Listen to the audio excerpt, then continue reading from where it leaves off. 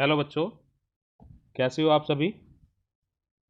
कल आपकी क्लास किसी वजह से नहीं हो पाई थी, तो आज जो है हम चैप्टर नंबर 10 शुरू करने वाले हैं। चैप्टर का नाम है सर्कल। सर्कल से रिलेटेड यानी कि विड्थ जितने भी पॉइंट्स है, उन पॉइंट्स को आज हम इस वीडियो में डिस्कस करेंगे। जितने भी विषय है जो नाइन्थ में हम वृत्त से रिलेटेड पढ़ चुके हैं या अब हमें 10वीं में पढ़ने वाले हैं, वो सभी टॉपिक्स को हमें आज करना है। ठीक है, चलिए देरी ना करते हुए आज की हम अपनी वीडियो शुरू करते हैं। जितने बच्चे यहाँ पे लाइव जुड़े हुए हैं वो सभी बच्चे एक बार अपने दोस्तों को बोल दीजिए कि लाइव आ जाए। कुछ बच्चों ने मुझे मैसेज किया था कि सर आप जो है 8 बजे क्लास ले लेना, तो इसलिए आज हम इवनिंग में ही क्लास ले रहे हैं। ठीक है, तो चलिए शुरू करें भाई। चलिए शुरू करते हैं। वृत्त यानी सर्कल को सुनते ही माइंड में क्या आता है कि एक ऐसी आकृति जो गोल है, यही आता है ना। एक ऐसी आकृति जो गोल है, सुनते ही सर्कल के बारे में माइंड में ही आ जाता है। एक ऐसी आकृति जो गोल है वो सर्कल है। यही समझ में आया। एक सर्कल की जो है एक डेफिनेशन भी होती है बेटा। एक्चुअली में सर्कल क्या है, देखो अगर हम छोटी क्लास की बात करें तो क्या करते थे। एक कंपास होता था हमारे पास, प्रकार प्रकार में पेंसिल हमने डाली। ठीक है, जो प्रकार को फिक्स करा, प्रकार की नोक, और पेंसिल को ऐसे घुमाया तो हमारे पास क्या बन गया, ये सर्कल इस प्रकार से बन जाता था। समझ में आया, सर्कल बन गया। अब सर्कल एक्चुअली में क्या होता है, इसकी डेफिनेशन क्या है। अगर आपने नहीं पढ़ी तो ध्यान से सुन लो एक बार। सर्कल क्या है, उन सभी बिंदुओं का समूह होता है जो किसी एक स्थिर बिंदु से एक स्थिर दूरी पर स्थित हो। ध्यान से सुनना। जैसे ये कोई एक बिंदु फिक्स है जो अभी मैंने डिनोट करी है। ठीक है, और इस बिंदु से कोई पॉइंट, ये दोबारा से बता देता हूं मैं, इस सर्कल को भी हटा देते हैं। मान लो कोई ये बिंदु फिक्स है ये। ठीक है, इस बिंदु से ये बहुत सारे बिंदु, इस तल पर बहुत सारे बिंदु है जो पहली बिंदु से समान दूरी पर है। कैसी दूरी पर है, ये सारे बिंदु इस वाले बिंदु से समान दूरी पर है। ठीक है, तो इन सभी बिंदुओं का समूह, इन सभी बिंदुओं को अगर हम आपस में मिला दें तो जो एक आकृति बन के आती है उस आकृति को हम कहते हैं वृत्त। उस आकृति को हम क्या कहते हैं बेटा, वृत्त कहते हैं। समझ में आया। वृत्त कैसे किसे कहते हैं, किसी एक तल में किसी भी एक फिक्स पॉइंट से या स्थिर बिंदु से एक स्थिर दूरी पर स्थित जितने भी बिंदु हैं उन सबको मिला दिया जाए तो एक आकृति बनती है जिसको हम कहते हैं वृत्त। ठीक है, अब जो ये फिक्स बिंदु है, ये वाला जो हमने फिक्स बिंदु माना था, इस फिक्स बिंदु को हम कहते हैं वृत्त का केंद्रक। वृत्त का केंद्र भी कह सकते हैं हम इसको, और इंग्लिश में कहा जाए तो सेंटर ऑफ सर्कल। ठीक है, सेंटर ऑफ सर्कल। क्लियर। ठीक है, अब इस बिंदु से जो फिक्स डिस्टेंस थी, ये फिक्स डिस्टेंस, ये दूरी, जो ये फिक्स डिस्टेंस है, इस फिक्स डिस्टेंस को हम कहते हैं, आर से डिनोट करते हैं रेडियस। क्या कहते हैं, रेडियस। हिंदी में कहे तो ये है हमारी त्रिज्या। क्या है हमारी, त्रिज्या। ठीक है, डेफिनेशन समझ में आई। समझ में आई बेटा। चलिए, अब मैं इसका वृत्त को प्रॉपरली डायग्राम बना देता हूँ। आज आपको जो है एक अलग ही स्क्रीन दिखाई दे रही होगी। ठीक है, करें। चलिए आगे करते हैं अब हम। आगे देखते हैं इसमें एक बार मैं दोबारा से। ये हमने कोई एक तल बना लिया, कोई एक हमारे पास ये कार्त्य तल है। ठीक है, इस कार्त्य तल में अगर मैं कोई एक सर्कल ड्रॉ करूं, क्या ड्रॉ करूं बेटा, एक सर्कल। हमने एक इसके अंदर एक सर्कल बनाया, ये सर्कल बन गया। ठीक है, ठीक है, तो क्या करता है एक सर्कल हमारा, जो एक सर्कल है यानी कि वृत्त है, वो एक तल को, एक कार्तीय तल को 3 भागों में बांटता है।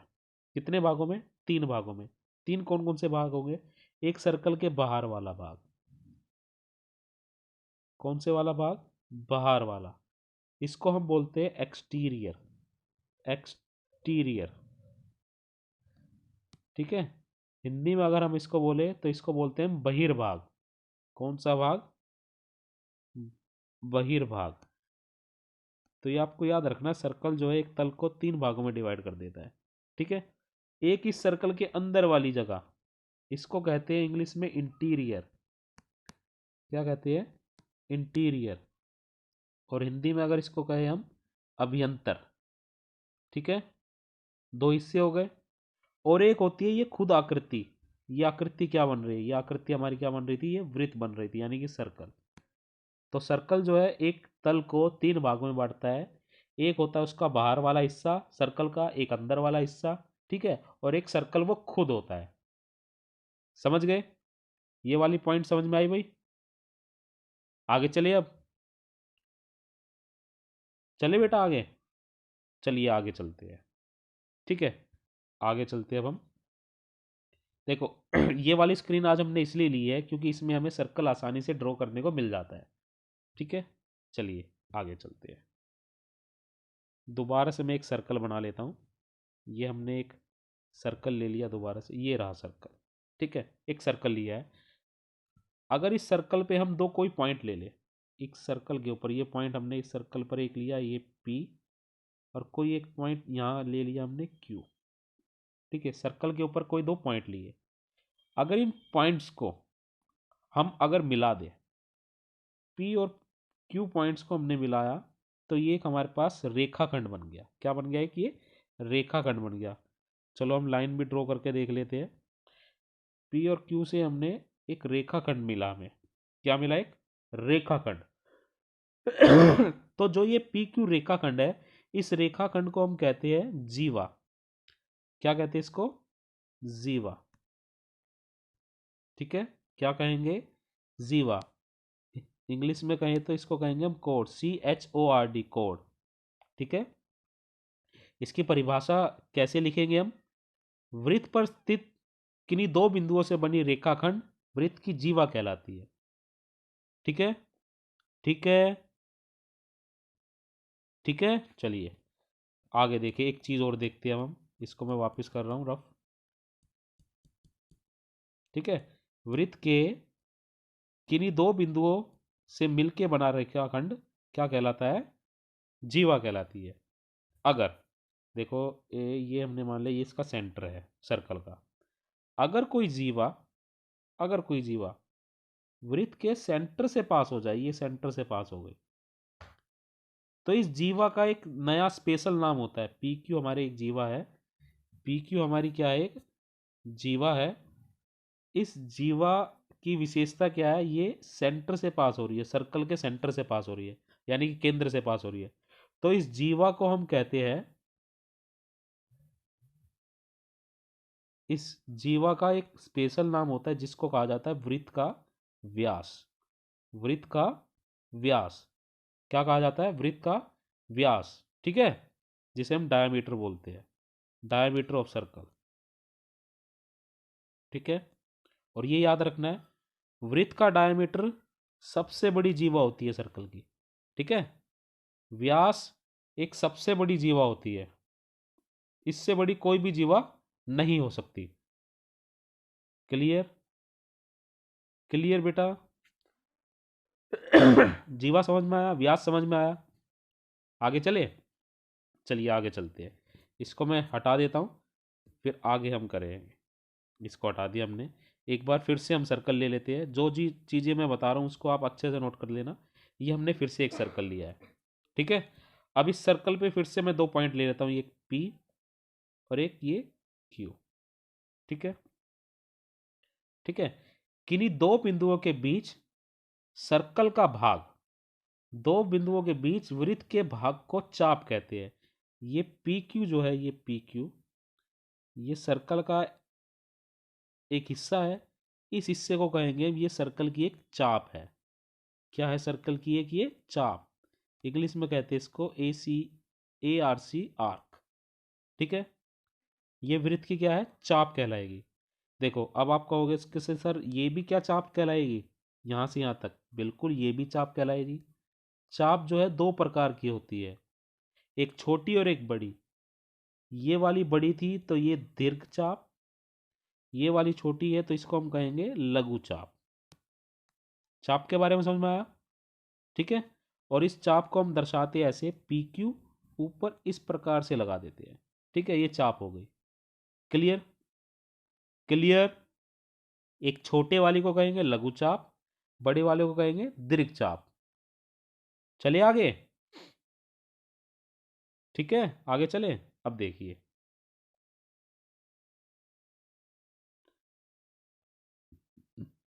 चले, देखो, एक सर्कल और मैं ड्रॉ कर रहा हूं, उस सर्कल को ध्यान से देखना। ये सर्कल हमने एक और ड्रॉ करा। अब इस सर्कल के जो दो बिंदु हैं, ये हम क्या कह रहे हैं, ये एक सर्कल है और ये इस सर्कल का ये एक डायमीटर है। दोबारा से कर देते हैं हम ड्रॉ। ये एक डायमीटर है और जो दो बिंदु है सर्कल पर, वो इस डायमीटर के शीर्षक है। ठीक है। ठीक है, अगर दो बिंदु किसी डायमीटर के शीर्षक हो या अंतिम बिंदु हो तो वो सर्कल को दो बराबर हिस्सों में बांट देगा। कितने हिस्सों में? दो बराबर हिस्सों में। तो सर्कल के इन दो बराबर हिस्सों को हम कहते हैं अर्धवृत्त। क्या कहते हैं? अर्धवृत्त। तो इस चाप को हम कहते हैं अर्धवृत्त। ठीक है, जिसको हम इंग्लिश में कहेंगे सेमी सर्कल। क्लियर? ठीक है। सॉरी बेटा, थोड़ी डिस्टरबेंस के लिए। क्लियर भाई? आगे चले, आगे चलते हैं। जो जो चीज़ें बता रहा हूँ मैं अच्छे से नोट करते चले जाओ। आज हम ये पूरा इंट्रोडक्शन पढ़ लेंगे, सर्कल के बारे में जितनी भी जानकारी हमें लेनी है आज ही लेनी है, फिर कल हम थ्योरम करेंगे। करे? चलिए आगे चले। इसको मैं रफ कर देता हूँ फिर से। देखिए, अब फिर से एक सर्कल हम ड्रॉ कर लेते हैं। ये हमने सर्कल ड्रॉ करा।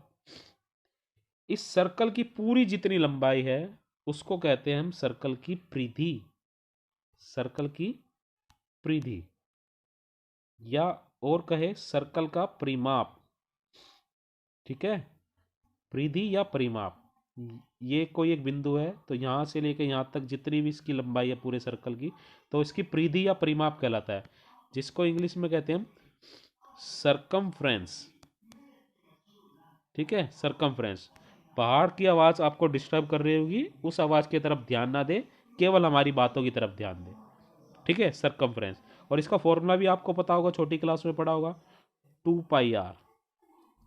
ठीक है, आगे चले। ठीक है, चलिए आगे। चलिए आगे चलते हैं भाई। अब हमें दो चीज़ें और देखनी है ध्यान से। एक और सर्कल हम ड्रॉ कर देते हैं, इसको रफ कर देता हूँ मैं। अब दोबारा से एक सर्कल ले लेते हैं। ये ले लिया हमने सर्कल। ठीक है, अब इस सर्कल पे फिर से हम दो पॉइंट ले लेते हैं, ये ए और ये दूसरा, ये दो पॉइंट है। ठीक है, अब ये दो पॉइंट जो है इस सर्कल के दो हिस्से कर रहे हैं। ठीक है, इसको अगर मैंने बुला मिला दिया ऐसे, दोबारा से देख लेते हैं। इसको हमने इस प्रकार से मिलाया तो सर्कल के दो हिस्से हो गए, एक ऊपर वाला और एक ये नीचे वाला। ठीक है, अगर कहा जाए तो सर्कल के खंड हो गए, हिस्से को हम बोलते हैं खंड। तो इसके दो भाग है, तो सर्कल के जो दो ये भाग है इसको हम कहते हैं वृत्तखंड। क्या कहेंगे? वृत्तखंड। किसी जीवा के द्वारा, वृत्त की किसी जीवा के द्वारा वृत्त के जो हिस्से होते हैं उनको बोलते हैं वृत्तखंड। क्या कहते हैं? वृत्तखंड। क्लियर हुआ? वृत्त के किसी जीवा के द्वारा वृत्त के हिस्सों को वृत्तखंड कहा जाता है। तो ये दो होंगे। जो ये वृत्तखंड है, ये देखो छोटा है, इसको कहते हैं हम, सॉरी, इसको कहेंगे हम लघु वृत्तखंड। लघु वृत्तखंड। ऊपर वाला बड़ा है, ये सर्कल का बड़ा हिस्सा है तो इसको हम कहेंगे दीर्घ। लघु के छोटे के लिए लघु, बड़े के लिए दीर्घ। समझ गए? आगे चले, चले बेटा आगे। चलिए आगे चलते हैं। एक और सर्कल हम ड्रॉ कर लेते हैं इस सर्कल से। ये रहा हमारे पास सर्कल। अब इस सर्कल पे फिर से हम 2 पॉइंट ले लेते हैं।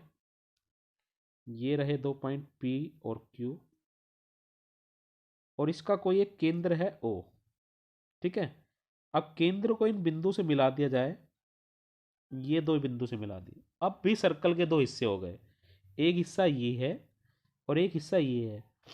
अब जो ये सर्कल के हिस्से हुए हैं, ये पी क्यू चाप और OP और OQ, ये वृत्त की त्रिज्या है, त्रिज्याओं के कारण हुए हैं। वृत्त की चाप और त्रिज्याओं के कारण जो वृत्त के खंड होते हैं, हिस्से होते हैं, उनको कहते हैं हम त्रिज्या खंड। क्या कहते हैं? त्रिज्या खंड।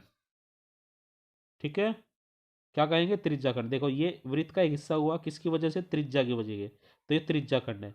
छोटे वाला हिस्सा तो लघु, छोटे वाला हिस्सा तो लघु त्रिज्या खंड, बड़े वाला हिस्सा तो दीर्घ त्रिज्या खंड। त्रिज्या खंड समझ में आया? वृत्तखंड समझ में आया?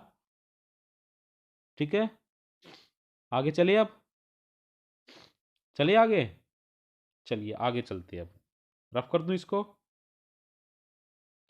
कर दे बेटा, इसको रफ कर दूं मैं। चलिए अब रफ कर देते इसको। आगे जो हमें देखना है, ये जो भी अभी हमने पढ़ाया है, ये था बिल्कुल 9th क्लास का। अब हम 10th क्लास के बारे में पढ़ेंगे।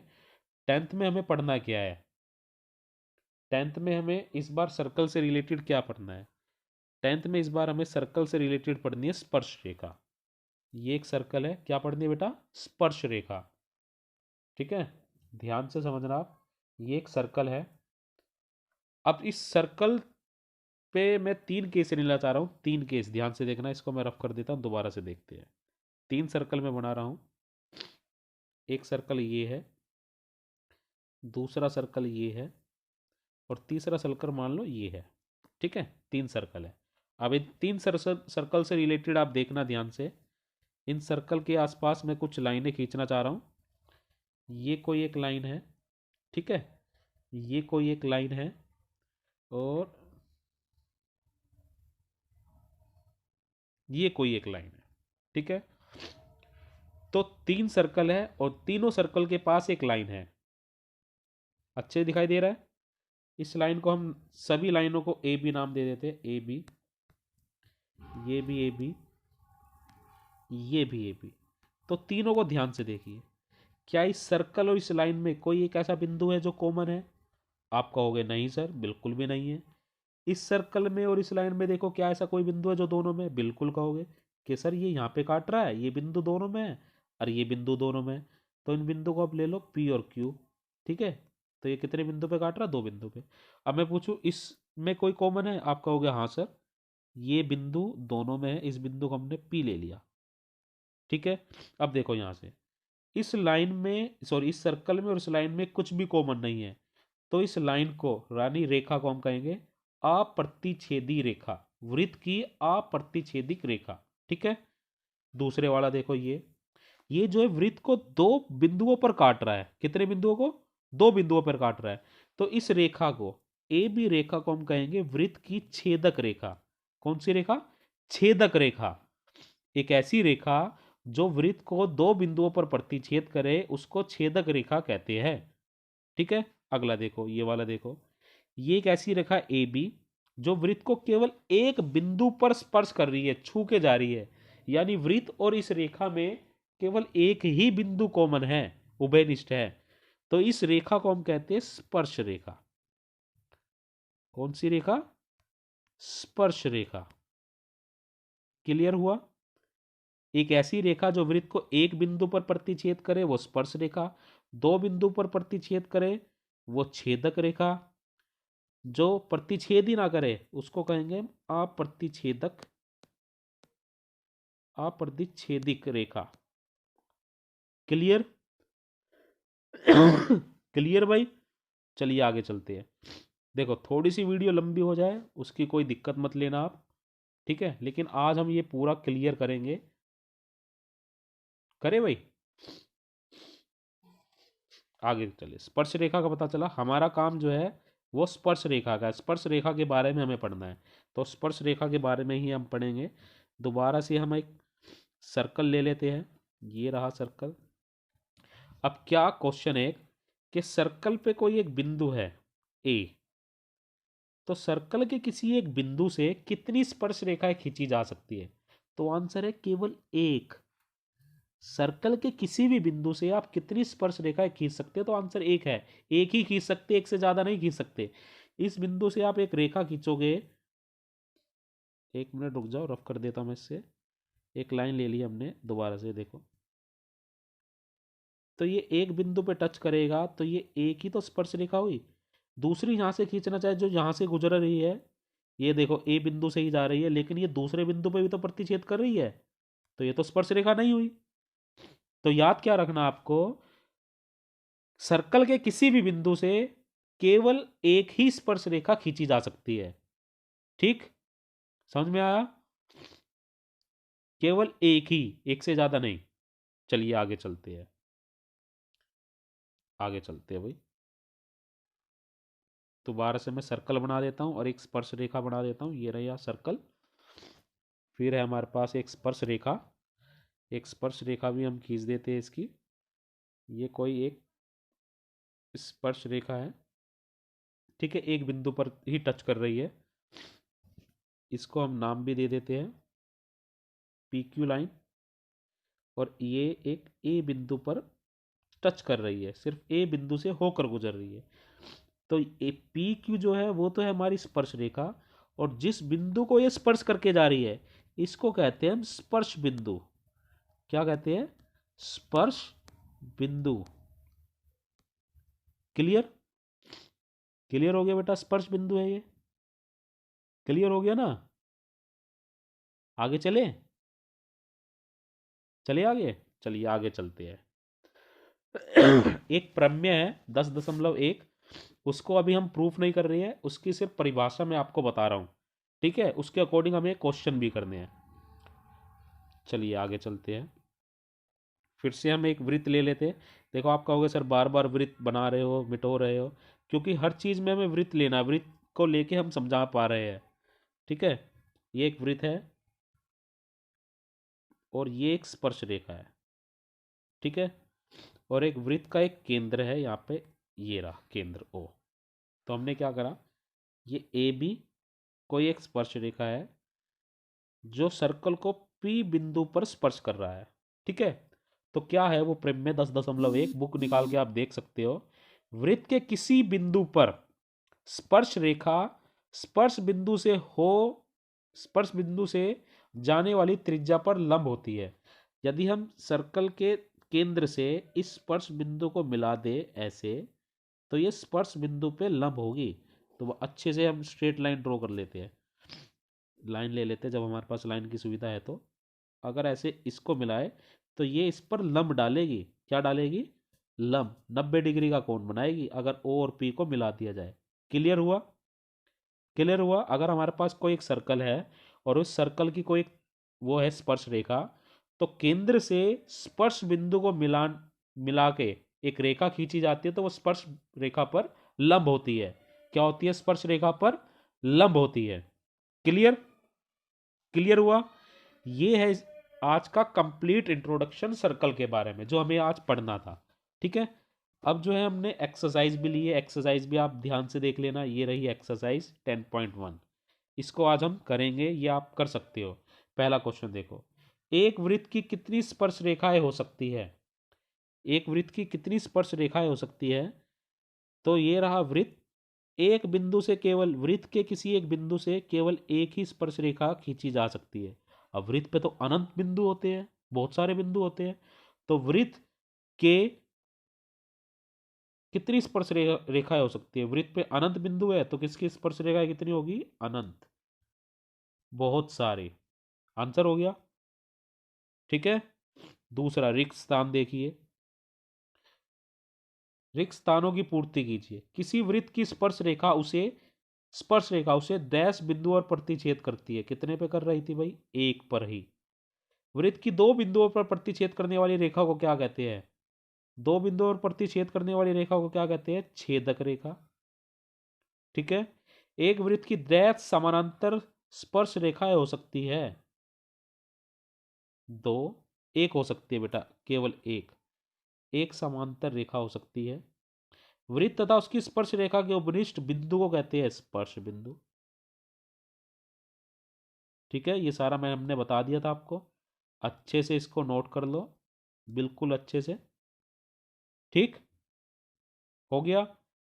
तीसरा क्वेश्चन ले अब, तीसरा क्वेश्चन ले लेते हैं। ये देखिए तीसरा क्वेश्चन, 5 सेंटीमीटर त्रिज्या वाले एक वृत्त के बिंदु P पर स्पर्श रेखा PQ केंद्र O से जाने वाली एक रेखा से बिंदु Q पर इस प्रकार मिलती है कि OQ बराबर 12 सेंटीमीटर है। PQ की लंबाई बताइए कितनी होगी। ठीक है, PQ की लंबाई आपको बतानी है कितनी होगी। तो हमें PQ की लंबाई बतानी है बेटा, PQ की लंबाई कैसे होगी। इस क्वेश्चन को करने के लिए आपको सबसे पहले डायग्राम बनाना है। तो सबसे पहले हम लेते हैं सर्कल। देखिए, सर्कल आपको बनाना पड़ेगा, ये हमने ले लिया सर्कल। ठीक है, फिर क्या कह रहा है, इसकी त्रिज्या है 5 सेंटीमीटर। इस सर्कल का हमने ये केंद्र ले लिया। ठीक है, इसकी त्रिज्या 5 सेंटीमीटर है और P पर स्पर्श रेखा PQ है, बिंदु है इस पे कोई एक P। तो यहां से हम ले लें, ये कोई बिंदु था P। ठीक, तो ये बिंदु यहाँ पे है, बिंदु P, और ये PQ एक स्पर्श रेखा है। ठीक, और ये O बिंदु था केंद्र, OP मेरे पास आ गया 5 सेंटीमीटर, क्योंकि ये त्रिज्या हो गई। ठीक है, 5 सेंटीमीटर पर जाने एक रेखा से Q पर इस प्रकार मिलती थी OQ, ये OQ जो है आपका, ये है OQ 12 सेंटीमीटर। तो PQ की लंबाई ये बतानी है आपको। डायग्राम ध्यान से देखो, क्या आपको ये राइट एंगल ट्रायंगल नहीं लग रही है? बिल्कुल लग रही है। और अब मैंने आपको क्या बताया था कि O से स्पर्श बिंदु पे एक लाइन खींची जाए तो वो लंब होती है। तो पी ओ क्यू एक राइट एंगल ट्रायंगल है, इस पे पाइथागोरस थ्योरम का हम यूज करेंगे।